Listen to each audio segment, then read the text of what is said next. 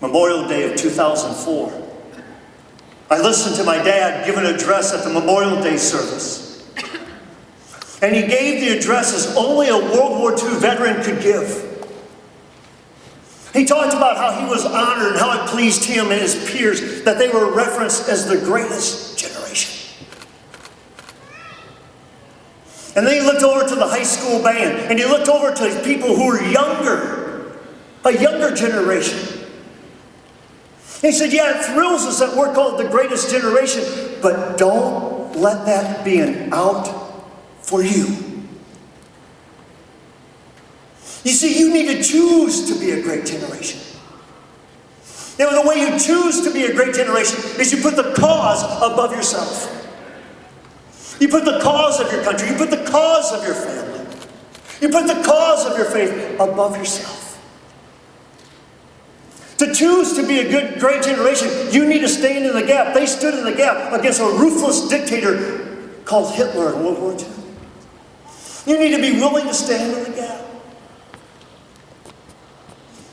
I'm asking you today, that as I close my remarks, that you would raise your hand one by one. And you'd say, I choose to be a great generation. I choose to stand in the gap, and I will not be ashamed of my faith. I choose to be a great generation, and I'm going to stand in the gap for the sanctity of human life. I choose to be a great generation. I'm going to stand in the gap for the sanctity of marriage. I'm going to stand in the gap for government that honors God. I'm going to stand in the gap for liberty, not tyranny. I'm going to stand, and I'm going to stand, and I'm going to stand, and I'm going to stand some more.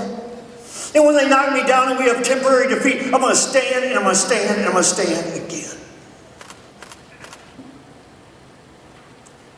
Ladies and gentlemen, it is no accident that we are in the crosshairs. I hope and I pray that you will stand with me and you will end where I began and say, you know what?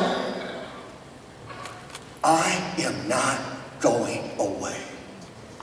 I'm going to stand in the gap for family. I'm going to stand in the gap for freedom until I draw my last breath. Thank you so much, and may God bless you for being here today.